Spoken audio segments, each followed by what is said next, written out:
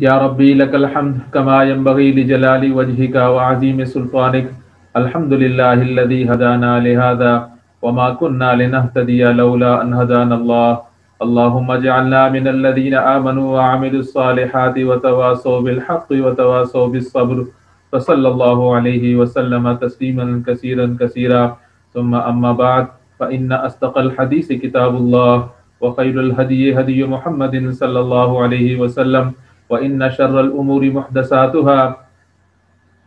وكل محدثة بدعة وكل بدعة ضلالة وكل ضلالة في النار. يقول سبحانه وتعالى في كلامه المجيد بعد أن أقول أعوذ بالله من الشيطان الرجيم بسم الله الرحمن الرحيم يا أيها الناس إنا خلقناكم من ذكر وأنثى وجعلناكم شعوبا وقبائل لتعارفوا إن أكرمكم عند الله أتقاكم إن الله عليم خبير. صدق الله العظيم. رب اشرح لي صدري ويسر لي أمري واحلل عقدة من لساني يفقهوا قولي. اللهم ثبتنا عند الموت بلا إله إلا الله. اللهم وفقنا لما تحب وترضى. آمین یا رب العالمین. میں نے آپ کے سامنے سورہ حجرات کی ایک آیت تلاوت کی ہے جس کے اندر اللہ تعالیٰ کے نزدیک عزت کا معیار تقوی کو قرار دیا گیا. یا ایھا الناس، اے لوگو، انا خلقناکم، بے شک تمہیں پیدا کیا ہے، من ذکر و انثی، ایک مرد اور ایک عورت سے، وجعلناکم شعوبا، اور تمہیں بنا دیا قبائلوں میں، خاندانوں میں، وقبائل، شعوبا وقبائل لتعارفوا، تعارف کے لیے. ان اکرمکم عند اللہ اتقاکم، بے شک اللہ کے نزدیک عزت والا وہ ہے جو تقوی والا ہے. ان اللہ علیم خبیر، اور بے شک اللہ تعالیٰ جاننے والا اور خبر رکھنے والا ہے. رمضان کا مہینہ شروع ہو چکا ہے اور ہم نے قرآن مجید سے یہ جانا کہ رمضان کا روزے کا مقصد تقوی کا حصول ہے،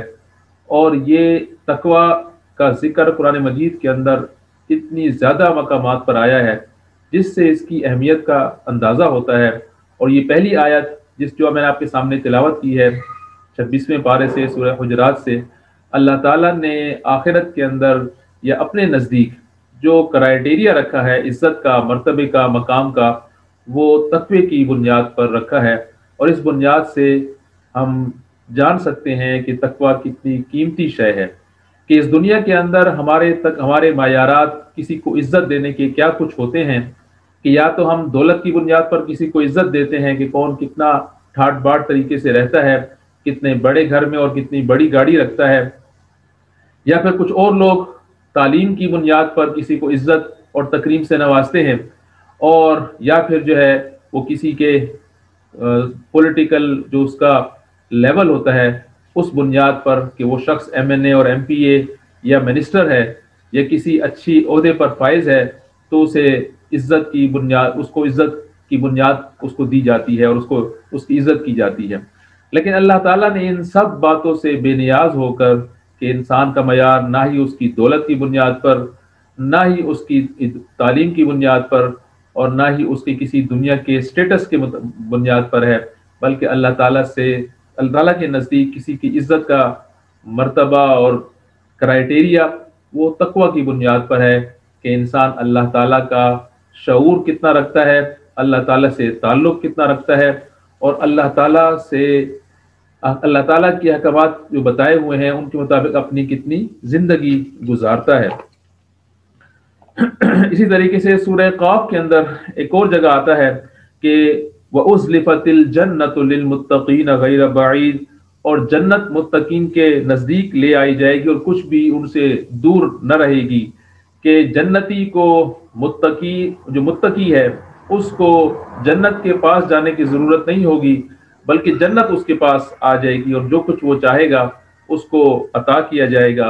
هَذَا مَا تُوعَدُونَ لِكُلِّ أَوَّابٍ حَفِيظٍ، اور یہ وہ چیز جس کا ان سے وعدہ کیا گیا تھا، لِكُلِّ أَوَّابٍ حَفِيظٍ، ہر اس شخص سے جو اواب ہے اور حفیظ ہے. اواب اس شخص کو کہتے ہیں عربی کے اندر جو خواہشات نفس سے بچتا ہوا، ان کو روکتا ہوا اللہ تعالیٰ کی رضا حاصل کرنے کے لیے اپنی زندگی گزارتا ہے، اور اس کی زندگی کا محور اپنی خواہشات نہیں بلکہ اللہ تعالیٰ کی بتائی ہوئی تعلیمات ہیں، اور ایسا شخص اواب اس کو کہا جاتا ہے جو اپنے تمام معاملات میں اللہ کی طرف رجوع کرنے والا ہوتا ہے۔ دوسری صفت متقین کی جو اس آیت کے اندر بیان کی گئی وہ حفیظ کی بیان کی گئی، کہ حفیظ جو ہے وہ حفاظت سے ہے۔ اس سے مراد ایسا شخص ہے جو اللہ تعالیٰ کی حدود کی حفاظت کرنے والا ہوتا ہے، اس کی دی گئی ہوئی یا امانتوں کی حفاظت کرنے والا ہوتا ہے، اور وہ عہد و پیمان جو اس نے اللہ تعالیٰ سے اس دنیا میں آنے کے لیے کیے کہ وہ اللہ تعالیٰ کی بندگی کرے گا، اس کی حفاظت کرنے والا ہوتا ہے، اپنی قوتوں، اپنی محنتوں، اپنے وقت کی حفاظت کرنے والا ہوتا ہے، اور اپنی صلاحیتوں کی حفاظت کرنے والا ہوتا ہے، اور اپنے فعل کی اور اپنے قول کی حفاظت کرنے والا ہوتا ہے۔ تو یہ دو خاصیتیں بیان کی گئی متقین کی۔ پہلے اس کا جو ریوارڈ ہے جنت وہ بتائی گئی، اور پھر بتایا گیا کہ یہ اواب ہوتے ہیں اور حفیظ ہوتے ہیں۔ اور پھر اگلی آیت کے اندر من خشی الرحمن بالغیب وجاء بقلب منیب، اور یہ شخص ایسا ہوتا ہے جو بے غیب والے رحمان، یعنی جس کو اس نے دیکھا نہیں، اس سے ڈرنے والا ہوتا ہے۔ اور اس آیت میں جو یہ بتایا گیا کہ ایک تو وہ غیب، ایسا اس کا رب جو اس نے دیکھا نہیں آنکھوں سے، اس کو اپنی وہ دل کی آنکھوں سے دیکھتا ہے اور اس کو محسوس کرتا ہے، اور اس کو وہ رحمان جانتا ہے کہ وہ بہت رحم کرنے والا ہے، لیکن پھر بھی اس سے ڈرتا ہے اور اس کے رحمان کی صفت کی وجہ سے گناہ نہیں کرتا، اللہ تعالیٰ کے احکامات پر اس کے مطابق زندگی گزارتا ہے۔ کہ جو لوگ اپنے رب کو رحمان سمجھتے ہیں وہ پھر دلیر ہو جاتے ہیں، اور پھر جو چاہے وہ اپنی زندگی میں گزارتے ہیں، لیکن جو متقی ہے وہ اس نے اپنے رب کو تو دیکھا نہیں، لیکن پھر بھی وہ رحمان سے ڈرنے والا ہوتا ہے، اس کی رحمت سے امید اس کو ہوتی ہے، لیکن پھر بھی اللہ تعالیٰ سے ڈرنے والا ہوتا ہے۔ وجاء بقلب منیب، اور اس کا جو دل ہے وہ ہر وقت اللہ کی طرف آ جاتا ہے، کہ کبھی اگر شیطان کے وسوسے اور اس کے بہکاوے میں آ بھی جائے تو اس کا دل پھر اللہ کی طرف پلٹ جاتا ہے۔ منیب کی صفت آئی کہ اس کا جس طریقے سے ایک میگنیٹ کی میں جو سوئی ہے وہ فوراً ہی ساؤتھ کی طرف آ جاتی ہے، اور بار بار جیسے اس کو ہٹایا جائے وہاں سے پھر اس کا دل، اس کی جو سمت ہے وہ اسی طرف آ جاتی ہے۔ بالکل اس طریقے سے جو متقی شخص ہوتا ہے اس کی اگر وہ کبھی شیطان کے وسوسے میں بہکاوے میں آ بھی جائے تو فوراً پلٹ آتا ہے، توبہ کرتا ہے، اور اپنے آپ کو، اپنے تعلق کو اللہ تعالیٰ سے پھر استوار کرنے کی کوشش کرتا ہے۔ اس طرح اس مقام پر متقین کی 3 صفات بلکہ 5 صفات بیان کی گئیں کہ وہ اواب ہوتے ہیں، حفیظ ہوتے ہیں، رحمان سے ڈرنے والے ہوتے ہیں بن دیکھے رحمان پر، اور پھر ان کا دل جو ہے وہ منیب ہوتا ہے، بار بار اللہ کی طرف پلٹنے والا ہوتا ہے۔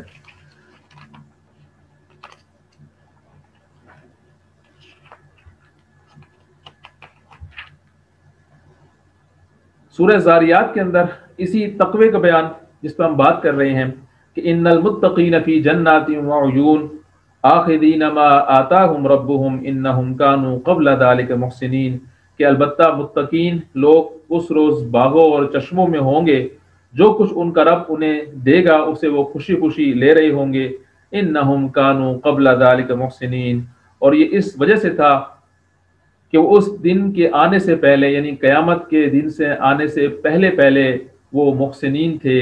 نیک بن گئے تھے۔ اللہ تعالیٰ نے ان کو جس راستے کی طرف ان کو سمجھایا اس بات کو وہ سمجھے اور اس کے مطابق اپنی زندگی گزارنا شروع کر دی، نہ کہ قیامت آ گئی اور اس کے بعد وہ دیکھتے کہ ہمارا کیا حشر ہو رہا ہے۔ یعنی اپنے آپ کو پہلے سے اس دن کے لیے تیار کر لینا، یہ بھی متقین کی صفت بیان کی گئی کہ وہ اس دن کا انتظار نہیں کرتے کہ جب وہ دن آ جائے گا تو پھر اس دن کی تیاری شروع کی جائے گی، بلکہ اس دن کے آنے سے پہلے وہ اس دن کی یعنی قیامت کی تیاری کرتے ہیں۔ پھر آگے ان کی مزید صفات آئی کہ متقین ان کی اس دنیا کے اندر روش کیسی تھی۔ کانوا قلیلا من اللیل ما یہجعون، کہ رات کو وہ کم ہی سوتے تھے، وبالاسحار هم یستغفرون، اور سحر کے پہروں میں، رات کے پہروں میں وہ استغفار کیا کرتے تھے. یعنی ان کا روش اس دنیا کے اندر ساری رات سونے کی نہ ہوتی تھی، اور کہ وہ ساری رات سوتے پڑے رہیں یا پھر اللہ تعالیٰ کی نافرمانی میں راتیں گزارے، بلکہ وہ رات کو تھوڑی دیر سوتے تھے اور باقی وقت وہ اللہ تعالیٰ کی عبادت کرتے تھے اور اللہ تعالیٰ سے معافی طلب کرتے تھے، استغفار کیا کرتے تھے. یہ ان کی دو اور صفت آئی کہ وہ راتوں کو قیام کیا کرتے تھے اور اللہ تعالیٰ سے استغفار کیا کرتے تھے. وفی اموالہم حق معلوم، اور ان کے مالوں میں محرومین کا، سائلین کا حق مقرر تھا، کہ ان کے پاس جب سائلین اور محرومین آتے تھے تو وہ ان پر اس وجہ سے ان کو نہیں دیتے تھے کہ وہ امیر ہیں اور صاحب استطاعت ہیں تو ان کو دے دیا جائے، بلکہ ان لوگوں کو ان کا حق اور فرض سمجھ کر ان کو دیتے تھے کہ یہ تو ان کا حق ہے جو کہ اللہ تعالیٰ نے ان کو عطا کر دیا، اور اب اگر وہ ان کے سامنے آئے ہیں یا ڈھونڈا ہے تو اللہ تعالیٰ نے ان کو موقع عطا کیا ہے کہ ان کا حق ان کو عطا کیا جائے. یہ متقین کی صفات ہوا کرتی تھی. سورہ طور کے اندر مزید صفات آتی ہیں کہ اس لوحا فاصبروا او لا تصبروا سواء علیکم انما تجزون ما کنتم تعملون ان المتقین فی جنات و نعیم، کہ بے شک متقین ہوں گے باغوں میں اور نعمتوں میں ہوں گے. فاکہین بما آتاہم ربہم ووقاہم ربہم عذاب الجحیم، اور لطف لے رہے ہوں گے ان چیزوں سے جو ان کا رب انہیں دے گا اور ان کا رب انہیں دوزخ کے عذاب سے بچا لے گا. ووقاہم ربہم عذاب الجحیم، یہ متقین کا ایک اور ریوارڈ بتایا گیا کہ یہ لوگ جنت میں ہوں گے اور اللہ تعالیٰ ان کو جہنم سے بچا لے گا. اور آخرت کے اعتبار سے یہ بہت بڑی کامیابی ہے کہ جو شخص جہنم سے بچا لیا گیا. ذالک الفوز المبین کے الفاظ آتے ہیں قرآن مجید میں متعدد مقامات پر. یہ بڑی کامیابی ہے جس کو یہ کامیابی مل گئی. اور انسان اس دنیا کے اندر کہیں اگر تفریح کے لیے جائے اور وہاں اس کو اکیلے سے زیادہ اپنی فیملی کے ساتھ، اپنے بچوں کے ساتھ زیادہ مزہ آتا ہے کہ اگر کوئی گھومنے پھرنے جاتا ہے تو سب کے ساتھ جائے تو اس کو بہت ہی مزہ آتا ہے، بنسبت کہ اس کو اگر اکیلے جانا پڑے اس کی خوشی دوبالا ہو جاتی ہے. تو اللہ تعالیٰ نے اگلی آیت کے اندر جنت کا وہ رقشہ بھی کھینچا جو انسان کے مزاج کے مطابق ہے کہ کلوا واشربوا ہنیئا بما کنتم تعملون متکئین علی سرر مصفوفۃ وزوجناہم بحور عین، کہ وہ اپنے فیملی کے ساتھ آمنے سامنے بیٹھے ہوں گے تختوں پر تکیہ لگائے، اور وہاں اپنے بچوں کے ساتھ اور اپنی بیویوں کے ساتھ موجود ہوں گے. یہ ان کی جنت کی خوشیوں کو اور دوبالا کر دے گی اور اس میں اپنے آپ کو وہ بہت ہی ان کو جنت سے خوب اچھے طریقے سے لطف اندوز ہو سکیں گے. یہ متقین کی یعنی ریوارڈ کا بیان آیا کہ ان کو یہ جو متقین جو صفت ہے تقوی کی وہ کتنی بیش بہا صفت ہے جو اس دنیا کے اندر جو لوگ اس کو اختیار کرتے ہیں اس کی وجہ سے ان کو جو کچھ ملتا ہے. اور پھر اس دنیا کے اندر متقین جو صفات اپنے اندر رکھتے ہیں ان کا بھی مختلف آیات کے اندر ذکر آتا جا رہا ہے. اسی طریقے سے اس دنیا کے حوالے سے کہ متقین کو اس دنیا کے اندر کیا کیا فوائد حاصل ہوتے ہیں، سورہ طلاق جو کہ 28ویں پارے کے اندر ہے اس کے اندر ذکر آتا ہے کہ ذالکم یوعظ بہ من کان یؤمن باللہ والیوم الآخر ومن یتق اللہ یجعل لہ مخرجا ویرزقہ من حیث لا یحتسب. یہ باتیں ہیں جن کو تم لوگوں کو نصیحت کی جاتی ہے ہر اس شخص کو جو اللہ پر اور آخرت کے دن پر ایمان رکھتا ہو اور جو اللہ سے ڈرتے ہوئے کام کرے تو اللہ اس کے لیے مشکلات سے نکلنے کا راستہ پیدا فرمائے گا اور اسے ایسے راستے سے رزق عطا فرمائے گا جہاں سے اس کو گمان بھی نہ ہوگا. یہ ایک ایسا مسئلہ ہے اس دنیا کے اندر جس میں ہماری صلاحیتیں، ہمارا وقت، ہماری گفتگو سب کا محور ہمارے اس دنیا کے اندر اس دنیا کا رزق حاصل کرنا ہوتا ہے کہ ہم اپنی پوری صلاحیتیں لگا کر بھی وہ کچھ حاصل نہیں کر پاتے جو کہ ایک متقی کو حاصل ہو سکتا ہے اگر وہ ایمان لائے اللہ پر اور اللہ سے ڈرنے والا ہو تو اللہ تعالیٰ اس کو ایسے راستوں سے رزق عطا فرمائے گا کہ وہ اس کا وہم و گمان بھی نہ جاتا ہوگا۔ اللہ تعالیٰ ہمیں اللہ تعالیٰ کی اس بات کا یقین عطا فرمائے کہ اللہ تعالیٰ جب کہہ رہا ہے کہ اللہ تعالیٰ اس کو وہاں سے عطا فرمائے گا جہاں سے انسان کا گمان نہ ہوگا ایک متقی کے لیے، تو یہ ایک یقین کی کیفیت والی بات ہے کہ ہم اس بات پر یقین کرنے کو تیار نہیں اور متقین بننے کو تیار نہیں۔ ہمارا بھروسہ اللہ سے زیادہ اپنی عقل، اپنے وقت اور اپنی صلاحیتوں پر ہے جو کہ اللہ کی دی ہوئی ہیں، اور ہم اس پہ زیادہ بھروسہ رکھتے ہیں۔ اللہ تعالیٰ کی بات پر، اللہ تعالیٰ کی ذات پر بھروسہ ہمارا کم ہے۔ لیکن متقین لوگ ایسے لوگ ہیں جو کہ اللہ تعالیٰ پر بھروسہ رکھنے والے ہیں۔ اسی طریقے سے سورہ طلاق میں آگے جا کر یہی مضمون ایک اور طریقے سے آتا ہے کہ وَمَن يَتَّقِ اللَّهَ يَجْعَل لَّهُ مَخْرَجًا وَمَن يَتَّقِ اللَّهَ يَجْعَل لَّهُ مِنْ أَمْرِهِ يُسْرًا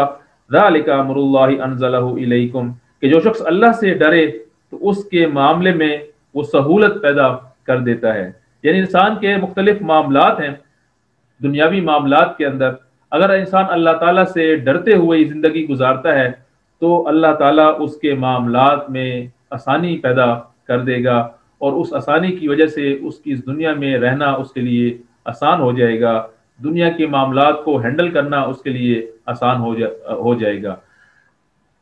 حقیقت یہ ہے کہ یہ جو متقین یا تقوی کی جو صفت ہے یہ اتنی بیش بہا صفت ہے کہ انسان اس سے اپنے آپ کو بھگاتا ہے، اس سے دور بھاگتا ہے، اس کو حاصل کرنے کی کوشش نہیں کرتا، اور سمجھتا ہے کہ اللہ تعالیٰ کی عبادت یا اللہ تعالیٰ کا تقوی اختیار کرنے سے اس کو خدا نہ خواستہ اس کے ہاتھ پاؤں باندھ دیے جائیں گے، اس کی خواہشات کو باندھ دیا جائے گا، اس کو جو دنیا میں شیطان مزہ لینے کے لیے اکساتا ہے اس سے وہ محروم رہ جائے گا۔ لیکن حقیقت یہ ہے کہ جو متقین ہیں اور اللہ تعالیٰ کا تقوی اختیار کرتے ہیں ان کو ان لوگوں سے جو دنیا کے بندے بن جاتے ہیں زیادہ اس دنیا کے اندر بھی سکون اور آرام اور راحت نصیب ہوتی ہے، اور آخرت میں تو ان کے لیے بہت ہی بڑا درجہ ہے اور ریوارڈ اور انعام ہے۔ اللہ تعالیٰ سے دعا ہے کہ اللہ تعالیٰ ہمیں اپنا تقوی عطا فرمائے، اور اس تقوی کو حاصل کرنے کے لیے اس دنیا کے اندر جو صفات، یہ تھوڑی سی آیات جو آج ہم نے ان کا مطالعہ کیا، ان صفات کو اپنانے کی توفیق عطا فرمائے تاکہ ہم آخرت میں جنت کے حقدار اور جہنم سے بچنے والے بچ جائیں۔ سبحانک اللہم و بحمدک، اشہد ان لا الہ الا انت استغفرک و اتوب الیک۔